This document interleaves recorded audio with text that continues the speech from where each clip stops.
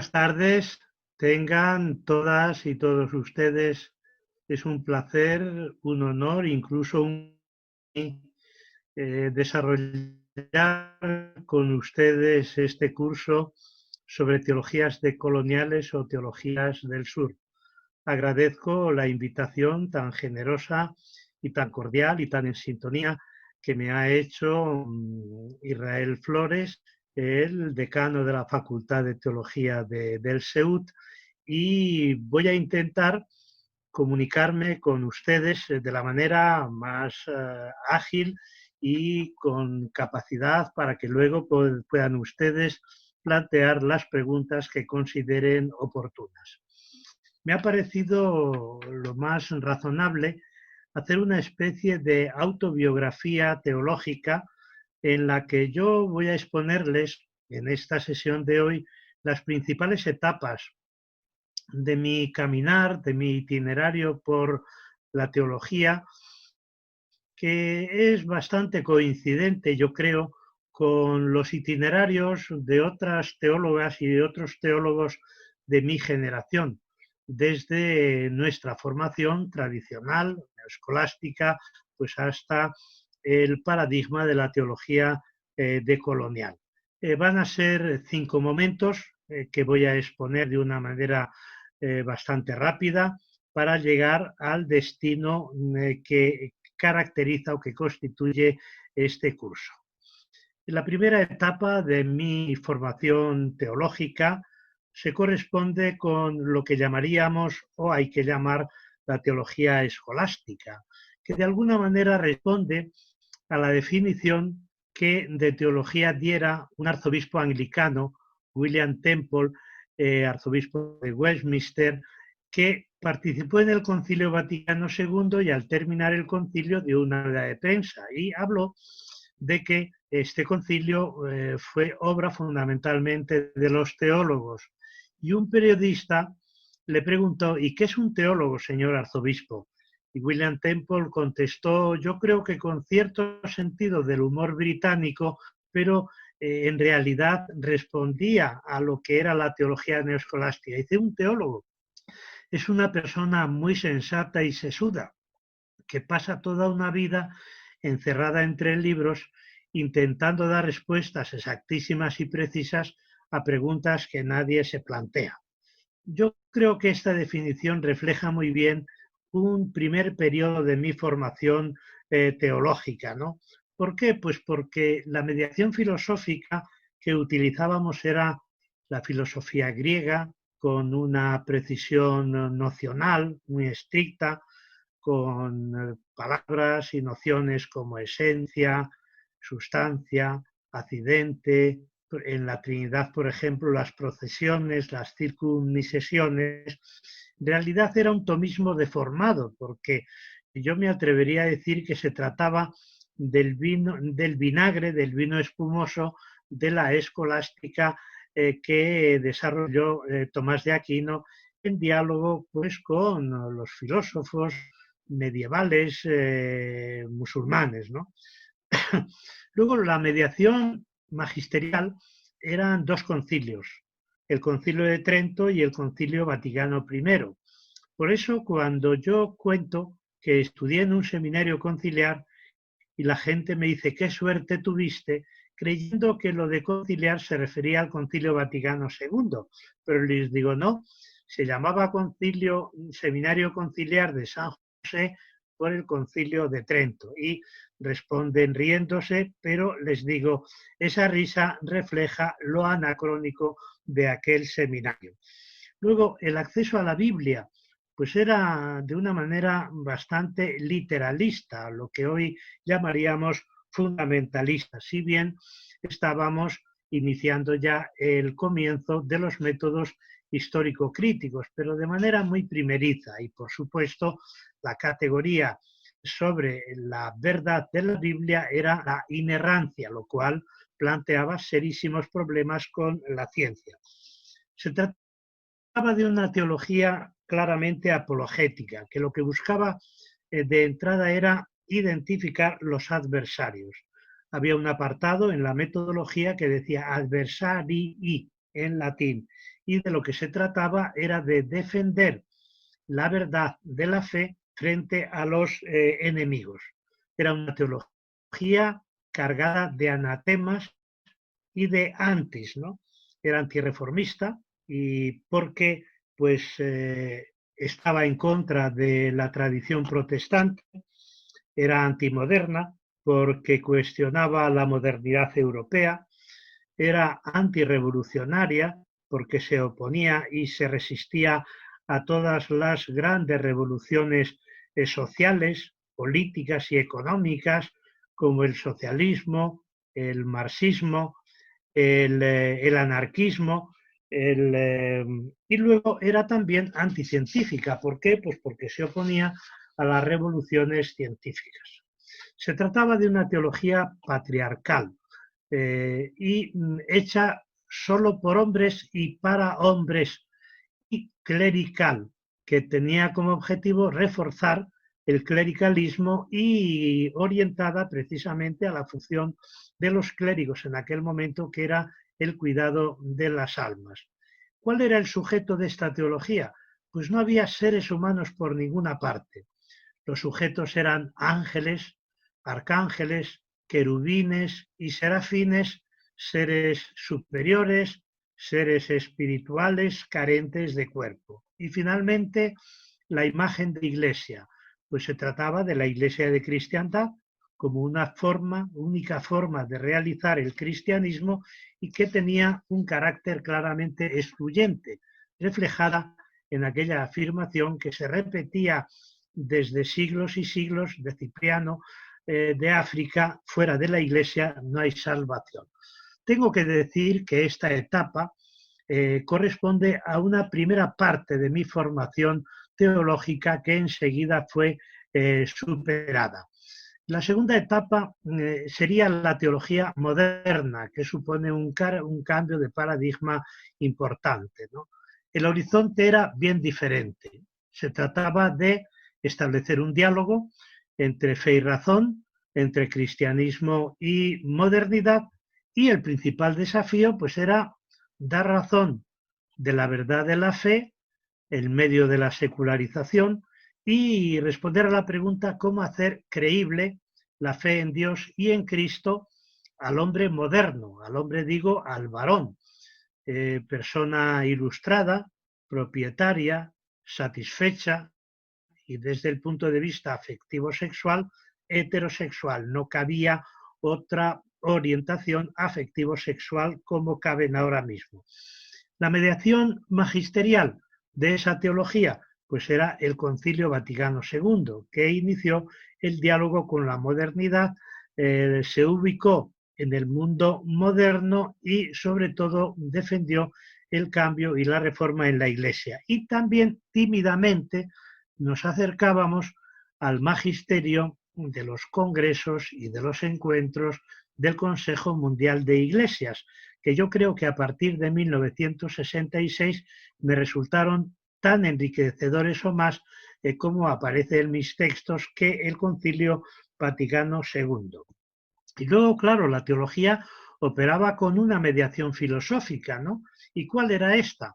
Pues la filosofía existencialista, la filosofía trascendental, la filosofía hermenéutica. Y es verdad que ya empezábamos a incorporar la mediación socioanalítica, es decir, el recurso a las ciencias sociales para un mejor conocimiento de la realidad que pretendíamos iluminar teológicamente. Pero yo creo que lo que predominaba, la orientación que predominaba en esas ciencias sociales era la orientación funcionalista, en la que no se contemplaba el conflicto o se consideraba que el conflicto pues era una patología que había que curar.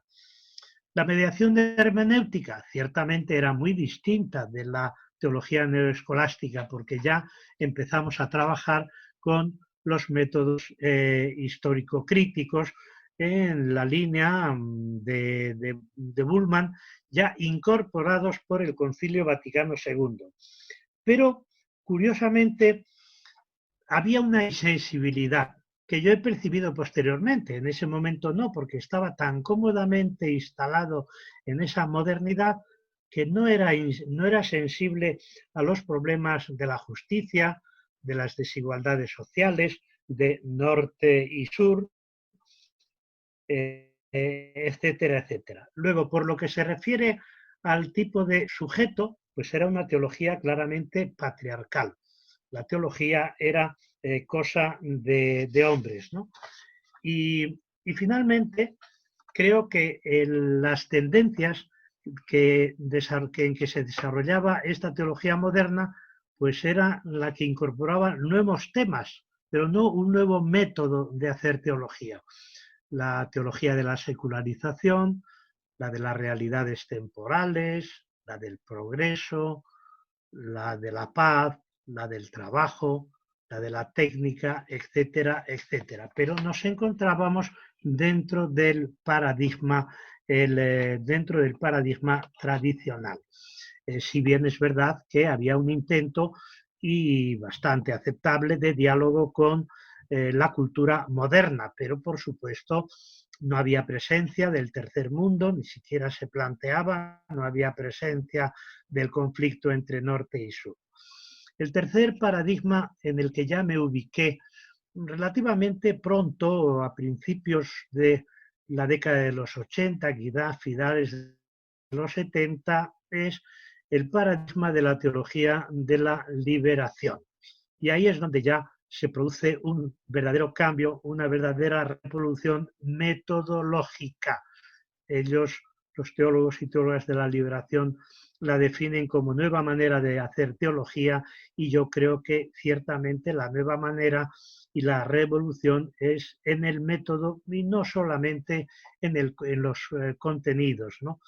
Entonces, yo creo que la base fundamental era, siguiendo en esto sí que hay que reconocer la deuda que tiene la teología de la liberación con la teología política, la idea de desprivatizar la fe, desprivatizar el cristianismo.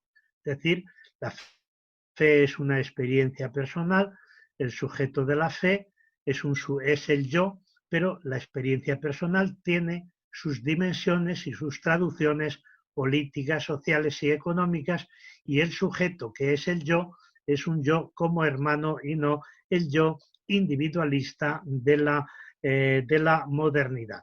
Entonces ahí de lo que trata la teología de la liberación es de superar las teologías personalistas, las teologías antropológicas modernas que se reducían al ámbito del individuo y dar a la teología una dimensión crítico pública y un carácter político-social. El cambio fundamental, a mi modo de ver, es el de los sujetos. ¿Quiénes son los sujetos de la teología de la liberación? Pues ya no son los hombres modernos, ilustrados, propietarios, con las necesidades básicas resueltas, sino que son las personas empobrecidas y los pueblos oprimidos. Claro, la diferencia es importantísima. Y de esos nuevos sujetos, pues van a surgir otros desafíos bien diferentes, ¿no? ¿Cuál va a ser la pregunta fundamental que se va a plantear la teología de la liberación? No tanto cómo hacer creíble la fe a los hombres y mujeres no creyentes o en clima de secularización, sino cómo hablar de Dios, ¿no? Como Padre en un contexto donde no reina la fraternidad. No se plantearon en un primer momento cómo hablar de Dios como Madre, donde no reina la sororidad. Esta va a ser una pregunta que se va a plantear la teología feminista, ¿no? O la pregunta, ¿cómo hablar de resurrección en un mundo como el de América Latina, por ejemplo, donde los seres humanos tienen la vida limitada, carecen de la satisfacción de las necesidades básicas y mueren antes de tiempo, como decía Bartolomé Las Casas, de los indígenas, o mueren antes de haber nacido. De nuevo, tenemos una novedad, y esa es una de las revoluciones metodológicas de la teología de la liberación, en la mediación socioanalítica, es decir, el recurso a las ciencias sociales, que ya lo había hecho la teología moderna, pero en este caso las ciencias sociales entendidas como teoría crítica de la sociedad, ¿no? La mediación de la teoría de la dependencia, la mediación del análisis marxista del capitalismo, si bien no es verdad lo que dijera Ratzinger en el documento de 1984 que decía: toma prestados análisis del marxismo sin ningún sentido crítico. No es verdad, porque el marxismo que adoptan los teólogos de la liberación finales de los 60 y toda la década de los 70 es el marxismo crítico, no el marxismo ortodoxo, el marxismo humanista, el marxismo utópico de Ernst Bloch, ¿no? Luego la mediación filosófica. Pues claro, la filosofía siempre ha sido un elemento fundamental para basar sólidamente el discurso teológico, ¿no? Pero en este caso ya no va a ser la filosofía europea, bueno, quizás algunas tendencias como la filosofía de la alteridad de Levinas, pero sobre todo, claro, la mediación va a ser la filosofía latinoamericana de la liberación, que empieza a desarrollarse a partir de fines de los 60 o principios de los 70. La mediación del magisterio, porque claro, estas teologías no van contra el magisterio, sino que seleccionan el magisterio que mejor se corresponde con esa dimensión crítico-pública y con ese carácter político-social de estas teologías, ¿no? Entonces, pues van a ser el Medellín, los congresos del Consejo Mundial de Iglesias, los consejos de la CLAI, que yo creo que avanzan muchísimo, porque fíjense ustedes cómo en esas décadas hay una convergencia extraordinaria. No sé si con una complicidad buscada o no entre el magisterio de Medellín, por ejemplo, y los magisterios de los grandes congresos del Consejo Mundial de Iglesias y sobre todo de la CLAI. Luego, los métodos exegéticos. Claro, pues ya no van a ser tanto, no solo, por supuesto que se van a utilizar los métodos histórico-críticos, pero dando preferencia a la sociología del Antiguo y del Nuevo Testamento, a la antropología social, a la historia política, y dentro de los textos fundantes, Biblia hebrea y Biblia cristiana, pues van a dar prioridad a determinados temas y determinadas tendencias y tradiciones, pues la tradición del Éxodo, los textos jurídicos que privilegian a los huérfanos, a las viudas y a los extranjeros, a los trabajadores que trabajan a sueldo, etcétera, etcétera. Y finalmente, pues el horizonte. El horizonte va a ser un horizonte socioeconómico y los problemas que se van a plantear van a ser los que tienen que ver con la justicia y la injusticia estructural, con el pecado estructural, la pobreza y la riqueza en una relación de causa-efecto, el desarrollo y subdesarrollo conforme a la teoría de la dependencia, el binomio o la oposición liberación-opresión. Y bien es verdad que en un primer momento pues ponen el acento en la pobreza económica, pero es que no podía ser de otra manera, ya que el continente estaba viviendo en una situación de pobreza estructural extrema que iba creciendo en la medida en que iba avanzando y enriqueciéndose el norte y Europa y Estados Unidos a través del desarrollo. Y luego el concepto, la imagen de iglesia, pues ya no es la iglesia tal y como aparecía en la parte de la teología neoescolástica de la iglesia como lugar de fuera de la iglesia no hay salvación. Ya no va a ser la iglesia con esa concepción excluyente, sino que va a ser la iglesia de los pobres. la Iglesia de los pobres traducida y concretada en la llamada Iglesia popular y de una manera más específica las comunidades eclesiales de base. Enseguida me incorporo, eso ya en torno a mediados de la década de los 90 y de los 2000, a un nuevo paradigma que me parece que es uno de los más creativos juntamente con el de la teología de la liberación. Incluso habría que situar este paradigma nuevo del que voy a hablar dentro de la teología de la liberación, que es la teología feminista. La teología feminista para mí fue como un gran descubrimiento, ¿no? Un gran descubrimiento porque se me abrieron horizontes para mí totalmente desconocidos, tanto en la teoría como en la práctica. Y tengo que decir que en la incorporación a ese paradigma me viene, como casi siempre, todas las tendencias innovadoras dentro de la teología y dentro de las religiones, me viene de fuera, lo que yo llamo esa profecía extranjera, ¿no? Y me viene de la conexión, sobre todo con filósofas feministas que trabajan con mucho rigor las categorías de la teoría de género, ¿no? Y yo creo que ahí hay una vinculación muy estrecha entre la teoría feminista y la teología feminista, ¿no? El punto de partida de esta teología, pues es un hecho incuestionable, ¿no? El sufrimiento de las mujeres a lo largo de la historia, su discriminación a todos los niveles, cultural, socioeconómico, religioso y también, como punto de partida, la lucha de las mujeres por su propia liberación. Y ahí hay que decir clarísimamente que siempre o casi siempre o mayoritariamente tuvieron en contra a las religiones, tuvieron en contra a los intelectuales, incluidos los intelectuales ilustrados, ¿no?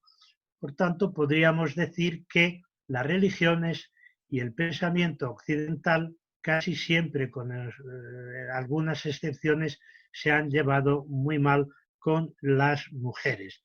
Y precisamente uno de los hechos mayores del que parte la teología feminista es que las mujeres en las religiones no son sujetos morales, tampoco sujetos religiosos, necesitan siempre la mediación del varón para el acceso a Dios, necesitan siempre la moral impuesta por los hombres para considerar que sus actuaciones y sus comportamientos son correctos y acordes a la ley divina y a los preceptos humanos, y sobre todo en el campo teológico pues se les niega durante mucho tiempo ese estatuto o ese carácter de sujetos teológicos. Entonces, a partir de aquí, ¿cuál es la gran aportación de la teología feminista? El recurso a las categorías de la teoría de género. Eso me parece que es lo más revolucionario desde el punto de vista metodológico y epistemológico. Es decir, cómo conseguir que unos textos que son patriarcales y que legitiman el patriarcado político y el patriarcado familiar y el patriarcado económico pueden revertirse y convertirse en instrumentos al servicio de la liberación de las mujeres. ¿Cómo superar una organización patriarcal de las religiones buscando alternativas que conformen religiones fraterno-sororales? Y esto yo creo que se consigue a través del recurso a las principales categorías de la teoría de género. ¿Cuáles son? Pues la categoría feminismo o feminismos, el género, patriarcado, subjetividad, autonomía, división sexual del trabajo, violencia de género. Y cuando ya nos incorporamos, los teólogos y los teólogos varones a la teoría feminista, nos damos cuenta de que es necesario cuestionar desde la perspectiva de género las masculinidades hegemónicas, pero nosotras, los teólogos y teólogas de la liberación o feministas, creo que tenemos que acentuar la crítica de las masculinidades sagradas, ¿no? Y a partir de ahí, pues proponer masculinidades alternativas, masculinidades otras. Y gracias a estas nuevas categorías va a surgir una nueva hermenéutica que llama Elizabeth Schüler-Fiorenza hermenéutica de la sospecha de los textos sagrados, que están escritos en lenguaje patriarcal y dentro de una conformación social, política y religiosa totalmente misógina y machista, ¿no? Claro, al mismo tiempo también hay que revisar feministamente las traducciones, ¿no? Las interpretaciones y las traducciones. Por tanto, esas categorías o esa hermenéutica de la sospecha se aplica a los textos, se aplica a las hermenéuticas y se aplica también a las traducciones. Y de esa manera, pues, ¿qué se consigue? La reescritura, la reinterpretación de esos relatos bíblicos de la Biblia hebrea o de la Biblia cristiana que estaban al servicio y que eran el bastión más importante de la legitimación del patriarcado. No me da tiempo a desarrollar este tema con la profundidad que quisiera, porque este no es el tema de nuestro curso, pero sí ya llegamos al quinto paradigma, ¿no? Que es el paradigma de las teologías decoloniales o teologías del sur, que suponen un cambio de relato en el paradigma teológico, como se indica en el primer tema del programa, giro descolonizador. ¿En qué consiste este cambio de paradigma? Pues consiste primero en una deconstrucción.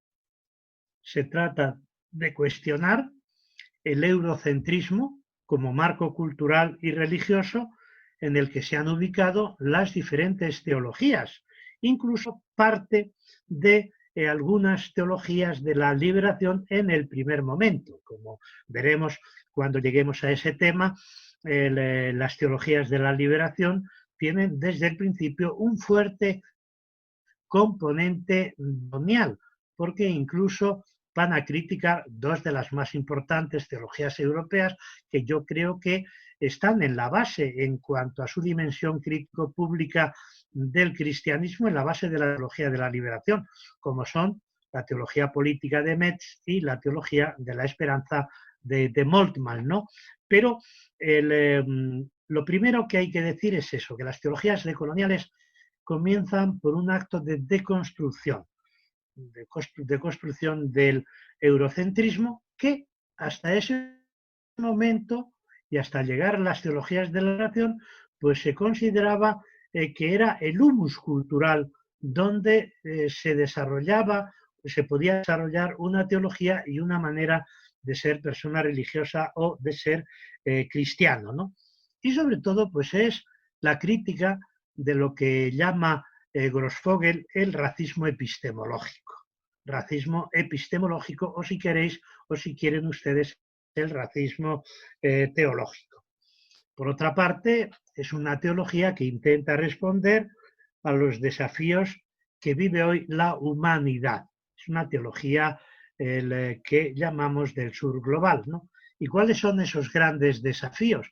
Pues va a ser el colonialismo que pervive, va a ser el patriarcado, que cada vez está más fuerte y radicalizado, el capitalismo, la depredación de la naturaleza, la crisis de la democracia sometida a la dictadura del mercado, los fundamentalismos, ¿no? Otra característica es la de que transitan por las sendas del diálogo interreligioso, intercultural, interdisciplinar, interétnico y finalmente que se ubican en el sur global. Sur global entendido al modo de Boaventura de Sousa Santos como la metáfora de los sufrimientos de los pueblos por mor de estos modelos o sistemas de dominación e igualmente la metáfora de las luchas contra esos sistemas y la propuesta de alternativas. Por último, creo que es muy importante subrayar que estas teologías decoloniales o teologías del sur trabajan con unas mediaciones sociológicas, jurídicas, políticas y económicas bien diferentes de las teologías anteriores. Por ejemplo, toda la crítica del orientalismo, en la línea de Edward Said, la crítica del eurocentrismo en las ciencias sociales, la crítica del colonialismo de Aimé Césaire y Frantz Fanon, que son los primeros que ponen en marcha estos estudios postcoloniales, la teoría de Enrique Dussel del encubrimiento del otro y la transmodernidad, los estudios de subalternidad de intelectuales hombres y mujeres indios, los estudios de la corriente del movimiento colonialismo y colonialidad, modernidad y el giro decolonial, y también las epistemologías del sur, que son la herramienta fundamental con la que yo trabajo para el libro Teologías del Sur. Y finalmente, otra mediación socioanalítica importantísimo, los feminismos decoloniales, los feminismos periféricos, ¿no? Que son también muy críticos de los feminismos occidentales e incorporan una nueva categoría, que es la interseccionalidad de clase, de género, de etnia, de cultura y de sexualidad, con esa propuesta de una alianza internacional a través de las luchas anticapitalistas que lleven a la solidaridad fraterno-sororal. Creo que era importante que yo les comunicara cuál había sido mi trayectoria o mi proceso para entrar directamente ya en la próxima sesión en los diferentes momentos o las características de esta teología decolonial. Muchas gracias y espero que continuemos en muy buena armonía y en enriquecimiento mutuo a lo largo de todo este curso.